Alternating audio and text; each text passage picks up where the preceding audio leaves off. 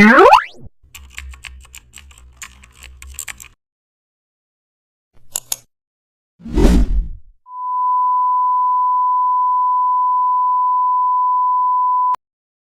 back to the channel and don't forget to like, share and subscribe for more updates.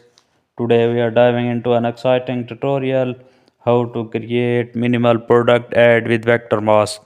Open a black white canvas, place your product image in the center, add a vector mask to remove enough edges.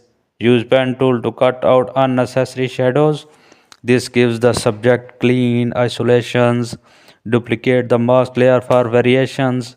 Apply gradient color on one version. Place them side by side with spacing.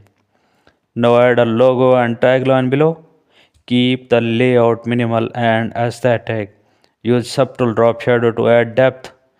The monochrome background for elegance. Balance element